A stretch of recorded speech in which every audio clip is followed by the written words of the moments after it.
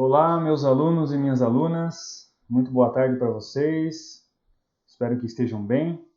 Estamos aqui para mais uma aula do nosso curso História em Tempos de Fake News. Eu sou o professor Samuel Ribeiro, também estudante do curso de licenciatura em História pelo Centro Universitário Internacional Uninter. Muito prazer estar aqui com vocês. Nós já tivemos uma aula no dia 11 sobre os tipos de fonte histórica, qual a maneira correta de nós olharmos para elas.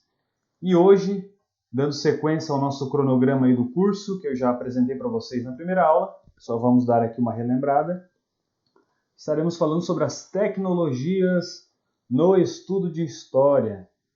Vou trazer para vocês a definição do que vem a ser tecnologia, alguns tipos de lugares em que encontramos fontes, os cuidados que nós devemos ter. Tudo isso de uma forma aí generalizada, né? Como já disse na primeira aula, o assunto é muito vasto, muito amplo. Não há possibilidade de nós fazermos grandes aprofundamentos, né? Mas já poderemos conhecer um pouco, ter um norteamento aí de como estudar história, né? Muito bem, já vamos então iniciar aqui o nosso conteúdo. A aula de número 2, as tecnologias no estudo de história. Primeira atividade que eu gostaria de já fazer com vocês para a reflexão desse assunto, né? Vamos definir aí o que é tecnologia. Muito bem, se eu pedisse para vocês aqui assinalarem um X vermelho em cima das figuras que representam a tecnologia, quais você assinalaria? Quais desses objetos representam algo que seja tecnológico ou que seja uma tecnologia? Vou dar aqui alguns segundos para você analisar. Muito bem. Se você assinalaria o X em cima de todas as figuras, você está correto. Todos esses itens aqui que estão aparecendo para vocês são tecnologias. Professor, mas não seria apenas o celular, o drone, o computador? Não seriam apenas estas as tecnologias. Aqui nós temos uma marreta de pedra, temos um barco à vela, temos também um prédio, uma roda de madeira e um arado. Todos esses itens podem ser considerados tecnologias. Por quê, né? Agora vamos trazer aqui uma definição do que vem a ser. Isso é importante no início desta aula, para vocês saberem o que eu tenho em mente quando estou falando de tecnologias no estudo da história, né? Então a palavra tecnologia, né, vem do grego. Logia, como todo mundo já sabe, é estudo, né? Ou uma ciência. E técnico tem a ver aí com técnica, arte ou habilidade.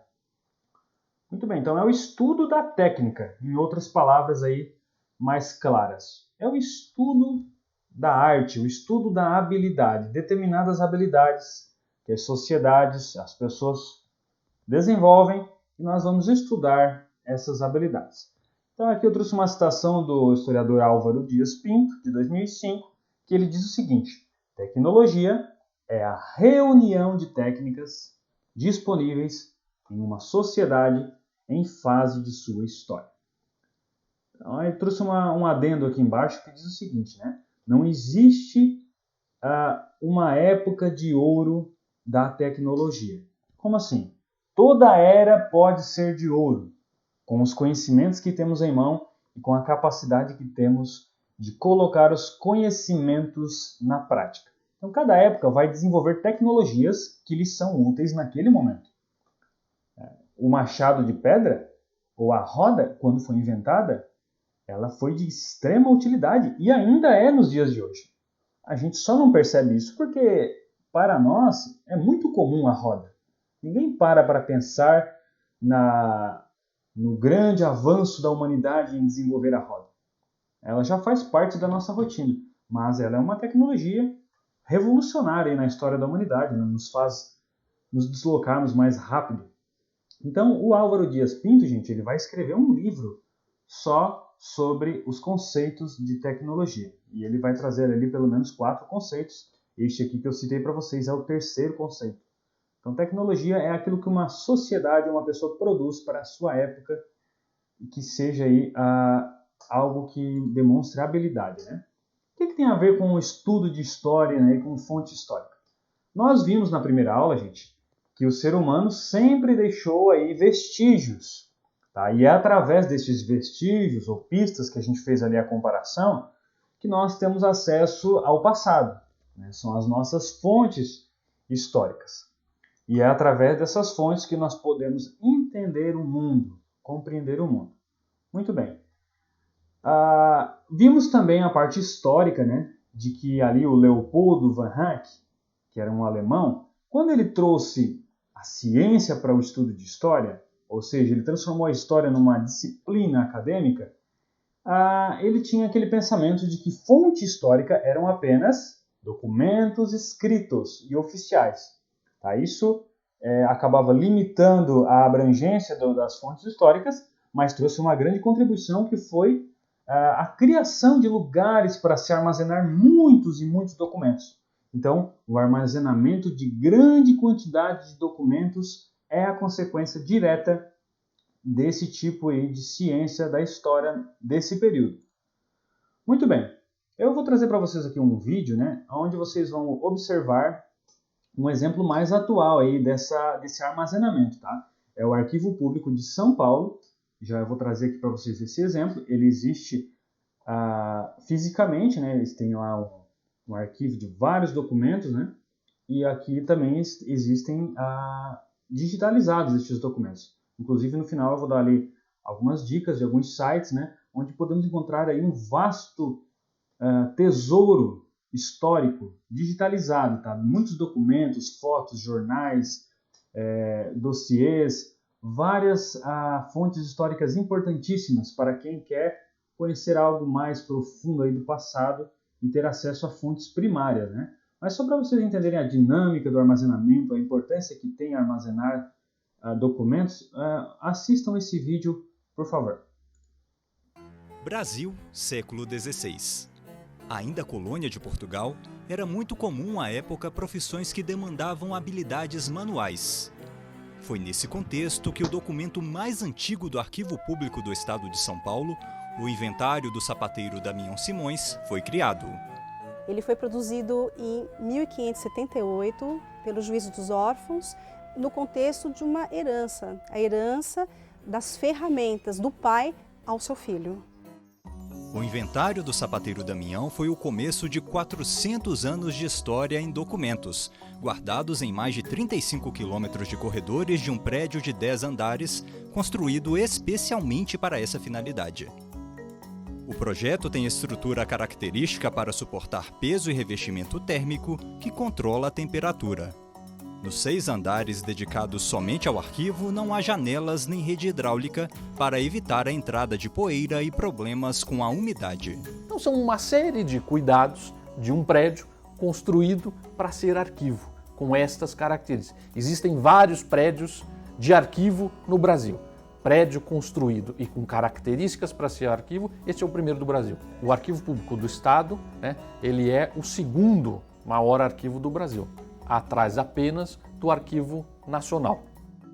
Criado há 125 anos, o trabalho da instituição tem como premissa interpretar a importância dos arquivos, entre eles mapas, fotografias, plantas, textos e documentos.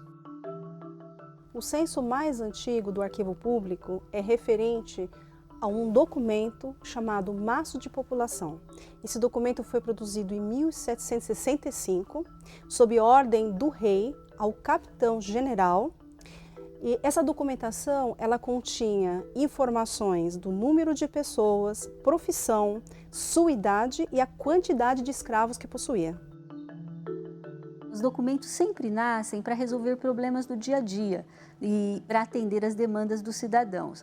Agora, com o passar do tempo, esses documentos acabam sendo preservados porque muitos deles, não todos, têm um potencial informativo muito relevante. Eles nos ajudam a compreender esse passado, a compreender fatos históricos. Os primeiros mapas e fotos de São Paulo narram o desenvolvimento do Estado. Nós consideramos a memória um lastro da boa governança. Nenhum governo pode tomar boas decisões, fazer planejamento estratégico sem ter acesso ao passado, né, aos documentos e às informações pretéritas. Da mesma maneira, nós não temos como constituir a identidade de um povo sem acesso àquilo que fomos, sem acesso àquilo que nos antecedeu. É um prazer estar aqui, conhecendo o acervo e vendo que outras coisas tem para conhecer da história do Estado. Assim como o norte-americano Douglas, que trabalha com a apuração do passado, o carioca Vicente também buscou o arquivo, mas para o presente, seu estudo de doutorado. Já vi que eu vou ter que ficar mais tempo, porque tem muito mais coisa que eu acho de interesse para pesquisa.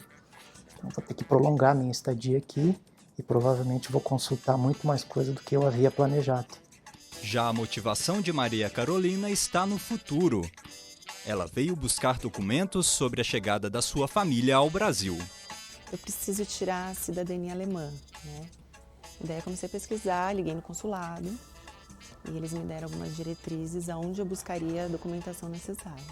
Aí, pesquisando o nome do meu avô e do meu bisavô, eu cheguei a essa certidão, que é como se fosse um RG que eles recebem quando eles chegaram aqui, pelos vapores, né, pelo Porto de Santos. E eu descobri que estava aqui, esse acervo todo estava aqui. Esse livro é muito representativo porque ele apresenta várias informações. Os nomes de cada imigrante que chegavam, ele chegava em família, né? Então tinha o nome do pai, da mãe, dos filhos, dos descendentes, a idade, o gênero, a escolaridade, a religião, de onde eles vieram. Todas as sociedades precisam de resguardar a sua memória. Nós precisamos delas para constituir a nossa própria identidade. Portanto, guardar documentos ou guardar informações é uma atividade própria das comunidades, das sociedades civilizadas.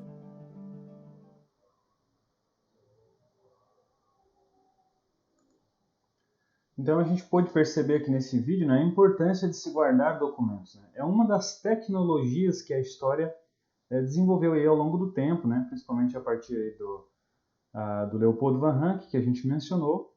E isso nos é muito útil hoje porque temos acesso a esse material. Né? E agora, com o advento da internet, né, nós vimos também a digitalização da maioria desses documentos, principalmente os escritos, né? Além de, é claro, fotos e outras coisas mais que a gente vai ver agora ao longo desta aula. Muito bem, eu trouxe aqui algumas citações de locais onde você pode encontrar fontes históricas, né? Fontes da fonte, eu nomeei isso aí. Muito bem, jornais, filmes, bibliotecas, museus, sítio arqueológico, sites, documentários e arquivos digitais. É claro que são alguns apenas, né? Temos outras formas aí de acessar essas fontes. Não vamos conseguir trabalhar profundamente todas elas, né? Então, para respeitarmos aí o tema do nosso curso, que é História em Tempos de Fake News, nós vamos aí abordar mais sobre filmes, jornais, documentários e alguns sites, né? Não vamos abordar aí sobre um sítio arqueológico, por exemplo, mas é uma oportunidade que você também pode ter de conhecer aí, visitando sítios arqueológicos, onde vai ter mais aparatos materiais aí para você verificar aí fontes históricas. Alguns até possuem aí vídeos e fotos na internet. Então, na verdade, todos esses você consegue de alguma forma acessar pela internet, né? Mas em alguns deles você pode fisicamente aí estar verificando, que seria uma experiência muito interessante, né? Muito bem, alguns exemplos concretos então. Vamos começar aí pelos nossos queridos jornais. A imprensa oferece amplas possibilidades para isso. A vida cotidiana nela registrada em seus múltiplos aspectos permite compreender como viveram nossos antepassados, não só os ilustres, mas também os sujeitos anônimos. O jornal, como afirma William Bauer, é uma verdadeira mina de conhecimento, fonte de sua própria história e de suas situações mais diversas, meio de expressão, de ideias e depósito de cultura. Nele encontramos dados sobre a sociedade, seus usos e costumes, informes sobre questões econômicas e políticas. Então o jornal ele te dá a possibilidade de verificar o dia a dia comum das pessoas, né? Porque ele não vai trazer aí apenas registros oficiais, mas vai noticiar aí a vida cotidiana da sociedade. Então é uma fonte bem interessante de a gente estar estudando história, né? Pegando jornais aí antigos, né? Não estamos falando de jornais que você lê todas as manhãs para se atualizar, mas de jornais históricos. Então isso aí, existe uma infinidade de acervos na internet que disponibilizam esses tipos de materiais, né? A gente vai ver um pouquinho mais adiante. Outra questão aqui do jornal, né, é que a imprensa, gente, ela informa, privilegia, dispõe, relaciona as notícias, elegendo os acontecimentos que merecem destaque e os que serão relegados ao esquecimento. Não registrando apenas o fato, ela o cria, na medida em que seleciona o que é e o que não é notícia, seja por critérios jornalísticos ou por interesses econômicos e políticos. Muito bem, isso já nos demonstra, né, que é preciso um cuidado no manuseio de jornais como fonte histórica, porque elas informam sim sobre o passado, sobre o cotidiano das pessoas, mas ele não é neutro, assim como nenhuma fonte histórica é neutra. Então o jornal, gente, o editor do jornal, as pessoas que estão envolvidas ali no trabalho jornalístico, elas vão escolher alguns acontecimentos e omitir outros. Por isso que há muitas das vezes uma acusação contra a imprensa, né, de ser mentirosa. Mas nos dias de hoje, gente, é muito difícil você encontrar aí uma imprensa que acabe optando por propagar notícias falsas, porque isso descredibiliza, né? Isso nós estamos falando aí de imprensas conhecidas, mas o que elas fazem, sim, é omitir informações ou manipular as informações que são verdadeiras, né? Tem um cunho de verdade, então você pega ali uma notícia verdadeira, mas você tira ela do contexto e cria uma outra fala em cima e você pode trazer distorções, né? Então esse é o cuidado que você deve ter ao utilizar o jornal. Então a gente já vai falar aqui um pouco sobre fake news, já que está dentro do nosso assunto. No século XVII, gente, a imprensa cresceu muito na França. Existiam os canards, tá? Os canards eram jornais utilizados principalmente no meio político. E esses jornais, gente, eles não eram como hoje, né? Como eu acabei de dizer, não havia credibilidade porque qualquer um podia falar o que quisesse lá no jornal para tentar derrubar aí a fama de alguém moralmente, né? Padres, pessoas importantes, inclusive, por exemplo, se você pesquisar em história, a própria rainha da França, Maria Antonieta, esposa do Luís XIV, ela foi para a guilhotina aí não só por isso, né, mas com influência aí de falsas notícias que eram divulgadas nestes jornais, nos canards. Então, a fake news ela não é uma coisa atual, né? Essa nomenclatura nós estamos utilizando hoje, mas as notícias falsas elas já vêm aí de um bom tempo, né? Então, o que acontece? Também na Inglaterra, no século seguinte, no século XVIII, a Inglaterra possuía 10 jornais diários e 9 semanários. Tá? E nesses jornais, gente, lá na Inglaterra, eram deixados espaços em branco para pessoas que quisessem vender boatos para a edição do jornal. Então você ia lá no bar, você ia lá em locais públicos conversar com as pessoas, você sabia de uma fofoca, e você ia lá na imprensa e vendia para colocar nesses espaços em branco. Então já é uma grande recorrência aí da fake news. Muito bem, o que são fake news? Né? São boatos e notícias mentirosas, como a gente já relatou aqui, geralmente ligados à imprensa, que procuram danificar a imagem de alguém, justificar uma prática ou um governo. Então está muito em voga essa palavra fake news, porque nós vemos governos utilizando aí deste recurso para se beneficiar, para justificar suas práticas ou até mesmo suas posições ideológicas. Então é preciso muito cuidado, porque isso está no meio da imprensa, nos jornais, que é uma fonte histórica que a gente está citando aqui como fonte de trabalho. Muito bem, só observando o tempo aqui para a gente não passar muito. Temos pelo menos 2 tipos de fake news, né? O primeiro tipo é uma notícia totalmente mentirosa inventada do nada.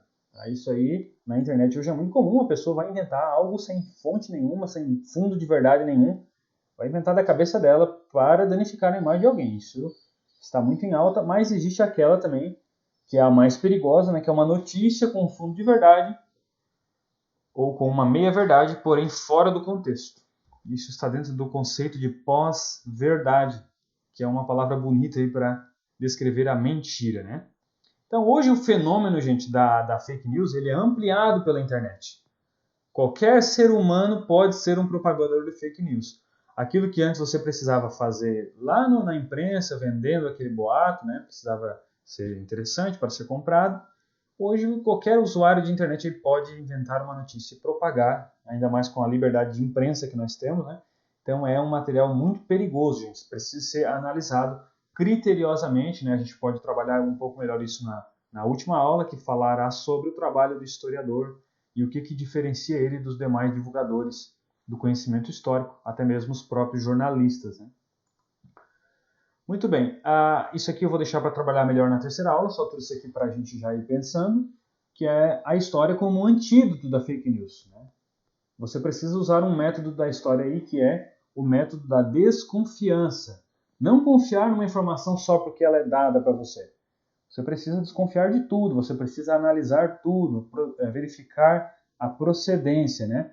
Uma pergunta importante a se fazer é um termo romano aí que nós chamamos de cui bono, que é para quem interessa ou quem se beneficia com essa notícia.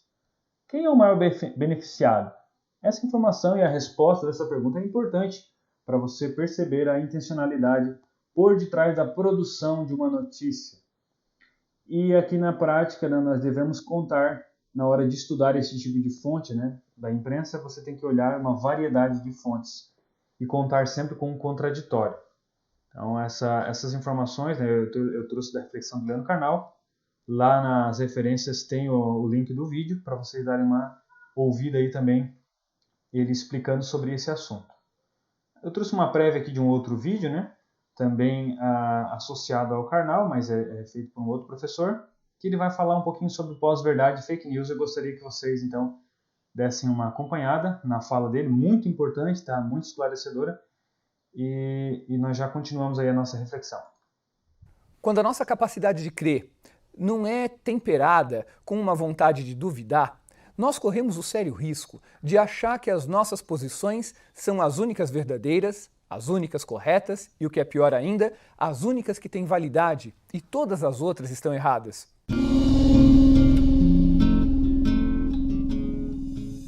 Em geral, quando nós temos muita informação, como acontece aqui nas redes digitais, nessa aqui onde a gente está agora, existe uma tendência da gente filtrar essas informações não de acordo se essa informação é certa ou errada, mas de acordo com a minha vontade de acreditar numa informação. Às vezes a gente aprende que para eu confiar numa informação, eu tenho que saber se ela é certa ou errada. Na verdade, o processo também tem uma outra direção. Muitas vezes, eu acho certa uma informação que diz aquilo em que eu acredito. Quando a informação reforça aquilo que eu já acredito, para mim eu considero certo. E errado é tudo aquilo que mostra outro ponto de vista. Esse tipo de atitude, ele é muito natural para todos nós. Afinal, é sempre melhor você estar certo do que você estar errado. Só que no cotidiano, estar errado faz parte do jogo. Corrigir posições faz parte do negócio. Saber que você é capaz de errar é o primeiro e mais importante ponto para você poder acertar depois. Só que eu só consigo perceber que eu estou errado se eu duvido da informação que eu tenho. O primeiro ponto para evitar um dogmatismo que pode gerar até a violência é questionar de tempos em tempos se eu sei de verdade aquilo que eu acho que eu sei. E mais ainda, se as informações que estão chegando para mim são verdadeiras. De onde que elas vêm? Quem passou? Mesmo quando elas chegam pelas mãos de alguém que eu amo e que, portanto, tem tudo para ser verdade, quando alguém no grupo da família compartilha uma informação, é importante manter um tom mais cético, um tom de dúvida. De onde a pessoa conseguiu essa informação? Não é porque a pessoa é minha amiga que ela teve cuidado da informação. Às vezes ela passou porque achou divertida, sem uma preocupação maior. E é verdade, a gente faz isso também. A informação às vezes é tão legal, ou ela diz tanto para mim, que eu simplesmente passo ela para frente sem ter uma reflexão. O problema é que isso pode ter consequências muito graves. A informação que eu tenho me leva a agir de uma maneira ou de outra. Se eu tenho a informação A, B e C a respeito de uma pessoa ou de uma situação, há uma grande chance de eu agir baseado nessas informações. Informações têm consequências e por isso que nós precisamos ficar muito atentos à fonte das informações que nós temos. Porque como nós agimos de acordo com a informação que nós temos, E se eu tenho uma informação errada e sou levado a agir de uma maneira errada, de uma maneira equivocada ou precipitada? Muitas vezes isso pode não ter volta, sobretudo quando a minha ação diz respeito a uma outra pessoa. Daí, embora a gente esteja mergulhado num ambiente imenso de informações o tempo todo, uma das coisas mais importantes é a gente duvidar daquilo que chega até nós, observar a fonte, comparar com outras informações, utilizar a nossa capacidade de criar relações, a nossa inteligência, para ter um olhar mais frio em cima daquela notícia, em cima daquela informação.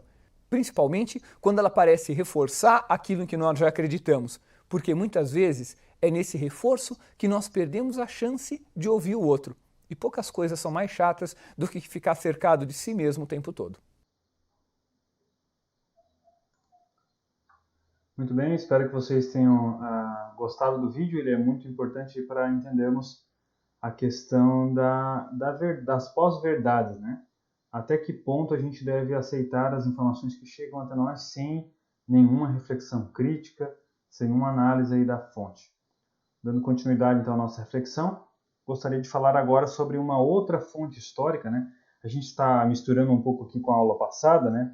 Então eu estou falando para vocês hoje sobre alguns lugares, algumas tecnologias que a gente pode usar para aprender conteúdos históricos, onde podemos encontrá-los, mas também estou citando as coisas que são fontes em si mesmas, né? Então o filme ele é tanto um local que você pode encontrar fontes, como ele também é uma fonte, né?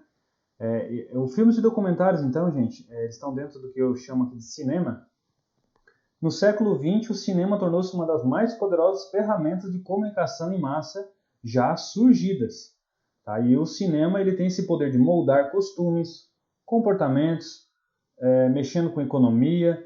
O cinema há muito tempo deixou de ser apenas entretenimento, ainda que se venda assim. Então, muitas vezes a gente consome filmes apenas para distrair, como entretenimento, mas ele não tem só essa potencialidade. Ele também serve para moldar formas de pensar. Então nós temos a citação aqui de Ferrot, 1992, na página 83, ele aponta que o filme pode ser observado não só como uma obra de arte, mas sim como um produto, uma imagem-objeto, cujas significações não são somente cinematográficas. Ele não vale somente por aquilo que testemunha, mas também pela abordagem sócio-histórica que autoriza. Das grandes produções ficcionais aos documentários, nenhum filme pode ser encarado como verdade absoluta. Agora aqui para nós um outro exercício sobre esse assunto. Já vou retomar aquela colocação ali do slide anterior. Trouxe para vocês um ranking, né? Aqui as 5 maiores bilheterias no cinema atualmente. Então aqui os 5 filmes que mais renderam lucro, bilheteria, nesses últimos tempos. Tá? Então deem uma olhada nessa lista, né? E respondam as perguntas abaixo. Tá? Então dentro dessa lista aqui, né, gente, você vai ter aí, dentro desses 5 filmes que eu destaquei, um deles se propõe a ser um filme baseado em fatos reais, né? Que seria aí o Titanic. Os demais se propõem a ser filmes de ficção. Então todos eles estão aí no ranking em ordem de lucro, né? Qual desses filmes, a primeira pergunta, qual desses filmes mostrou fielmente a realidade? Titanic ou Star Wars? A gente pegou aqui apenas 2 filmes da lista para colocar nessa pergunta. Qual desses 2 filmes, Titanic ou Star Wars, foi mais fiel à realidade dos fatos? Se você respondeu nenhum deles, você acertou. Nem o Titanic, que se propõe a ser um filme baseado em fatos reais, nem o Star Wars mostrou fielmente a realidade. Por quê? Porque os filmes, pessoal, tá? Eles são produtos, tá? Eles têm um objetivo aí primário de oferecer lucro para os seus produtores. E isso pode ser notado aqui na arrecadação de cada um dos filmes, né? 2 bilhões ou trilhões, né, de dólares o filme do Avatar 2009. Então, olha só, notem que os 5 primeiros filmes da lista são americanos. Isso é muito significativo, isso já mostra muita coisa. Desses filmes, né, 3 deles são dos últimos 5 anos. Então isso também mostra que recentemente tem aumentado muito a procura aí por esse tipo de produto e o aumento do lucro, consequentemente, dos seus produtores. Então eles, por mais que o filme se proponha a ser baseado em fatos reais, né, ele vai só ser uma representação da realidade. Ele não é a própria realidade. O Titanic não foi filmado no calor do momento, não foi alguém que foi lá no Titanic afundando e filmou. É uma representação. Então ele não pode ser lido de forma neutra. Ele é produzido num contexto histórico. Ele é produzido por alguém que tem um objetivo. Tá? A outra pergunta seria qual desses filmes, qual desses 5 filmes contém valores éticos e morais sobre a nossa sociedade? Se você respondeu que todos eles, você também acertou. Mas o Vingadores, será que tem valores éticos e morais sobre a nossa sociedade? Sim. Os filmes também, além de visarem principalmente o lucro, que eu já falei, eles procuram transmitir valores aí de sociedade, que estão muitas vezes aí subliminares. Então é preciso prestar muita atenção nesse tipo de fonte histórica. Não assista um filme de época, ou não assista nem mesmo um documentário, tá? Que entra aqui na categoria do cinema. Um documentário que se propõe a ser mais sério, a citar fontes, datas, nomes, documentos, tá? Ele também não é imparcial, porque ninguém faz um documentário porque está de bom humor e quer favorecer a sociedade aí com conhecimento histórico. Ele quer lucrar. Quem produz um comentário quer um retorno. Então, tem que se ter isso em mente. O documentário também não é neutro. Muito bem. Tanto o filme quanto o documentário, que eu só estou repetindo a ideia aqui, não são a realidade em si, e sim uma representação dela, mesmo que se proponham a ser blockbuster, que significa baseado em fatos reais, é um termo americano. Muitas vezes a pessoa quer justificar o filme, mas eu vi o filme lá, é baseado em fatos reais. Mas nem por isso ele é uma representação fiel da realidade. Muito bem, eu encerro aqui essa aula, então, deixando para vocês essas preciosas dicas, de alguns locais na internet que você pode encontrar fotos, documentos, certidões, tá? Certidões de óbito, certidões de nascimento de pessoas históricas. Inclusive, eu estava navegando esses dias eu não lembro agora se foi na Biblioteca Nacional ou no Arquivo Nacional. Depois eu vou até conferir isso para vocês e colocar ali na descrição. Mas eu achei uma certidão de óbito do Getúlio Vargas, a própria ali escaneada, digitalizada, atestando aí a morte do ex-presidente Getúlio Vargas, e relatando que um projétil feriu seu coração. E, enfim, você pode encontrar uma infinidade de fontes preciosas, tá, gente, nesses sites aqui, ó, Arquivo Nacional. Tá, o Arquivo Nacional tem ali, daí você, não há tempo de a gente entrar aqui nesses sites e mostrar como é que eles funcionam. Se vocês acharem interessante, eu posso estar fazendo um vídeo só sobre isso, explicando como manusear cada um desses sites, tá? Alguns deles precisa entrar pelo cadastro do Gov, outros você precisa fazer um cadastro, outros não precisa fazer cadastro nenhum, mas são alguns, tá? Existem inúmeros aí. Eu também trouxe aqui a Biblioteca Nacional, muito material lá, muita foto, muita imagem, muita pintura. É um acervo muito bom que vocês podem estar aí consultando para entender um pouco mais sobre o passado, ter contato com fontes primárias. Temos o Arquivo Público de São Paulo, que foi de onde eu extraí aquele vídeo ali do armazenamento dos documentos, O site do IHGB, que é o Instituto Histórico e Geográfico Brasileiro, também ele tem desde do governo do Dom Pedro II, tá? Ele foi criado nesse período e ele preserva uma grande quantidade de documentos aí. E hoje, pelo advento da internet, você tem a possibilidade de acessar isso via internet. Você não precisa ir lá visitar o IHGB. Também temos do IPHAN, que é o órgão responsável aí pela preservação do patrimônio público. O site deles também tem muita coisa boa ali sobre fontes históricas, para você ter um contato aí com a fonte primária. Tá? O IPHAN, inclusive, preserva aí sítios arqueológicos. Tá? Ele que faz o tal do tombamento, que não permite com que algumas casas sejam demolidas, algumas obras de época, elas são preservadas pelo IPHAN. Então aqui, inclusive no meu estado, né, aqui na cidade de Laguna, ou melhor, Jaguaruna, nós temos ali os sambaquis que remontam à pré-história aqui na América do Sul, né? Então há uma fonte ali sobre esse tipo de sítio arqueológico. E também citei aqui para vocês o International Center of Photography, que é onde eu tirei aquela foto da aula de número 1, da menina polonesa lá que estava escrevendo num quadro, que pediram para que ela desenhasse o celular, e ela fez ali uns rabiscos, uns garranchos, a Teresca, né, que foi muito sofrida nos campos de concentração nazistas. Então aquela imagem, gente, eu tirei desse site, tá? Então entrem lá, traduzam para o português, se você não sabe inglês, é claro. E lá tem muita coisa da Segunda Guerra Mundial, de tempos remotos, tá? Muito material reunido, mais aí num campo de fotos daí, nesse último site. E a última dica que eu queria deixar para vocês, né, sobre a enciclopédia digital, um grande cuidado que você precisa ter quando vai acessar aí o tal do Wikipedia, né? Então, antigamente, as maiores informações que nós tínhamos guardadas estavam nas bibliotecas, né? As bibliotecas, e lá nas bibliotecas você encontrava a tal da enciclopédia. A Barça eu trouxe como exemplo, né? Hoje, como a maioria das informações que nós temos estão na internet, existem as enciclopédias digitais, né? Que é o famoso Wikipedia. Só que é preciso ter um cuidado no manuseio dessa enciclopédia digital. Por quê? Olha só esse dado que eu trouxe. Hoje ela conta com aproximadamente 1,4 bilhões de usuários e possui artigos em 300 línguas diferentes, com cerca de 200 mil pessoas contribuindo com a atualização dos artigos.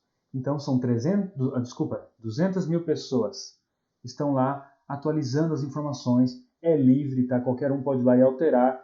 Mesmo que haja um certo um cuida do outro, ainda assim escapa alguma coisa. Então, diferente do que aconteceu no passado, né, a forma de cadastramento das informações não segue um método rigoroso de análise de fontes e de cadastramento das informações. Então, é muito mais vulnerável a vândalos digitais, né, e a informações erradas. Então, quando você for utilizar, você precisa de um extremo cuidado, comparar com outras fontes, analisar as fontes que estão lá mencionadas no artigo do Wikipedia. Então, é um tipo de fonte que não é muito recomendado, né, para você fazer estudo de história.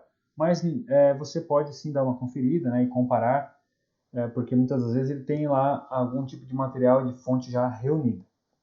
Gente, eu vou ficando por aqui nessa nossa segunda aula.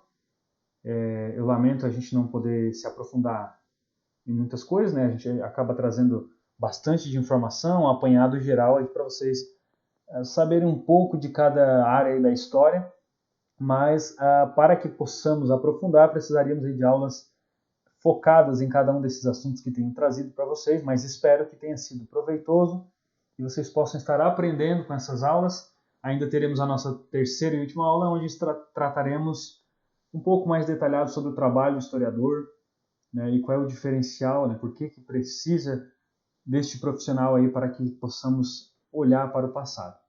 Obrigado para você que se inscreveu.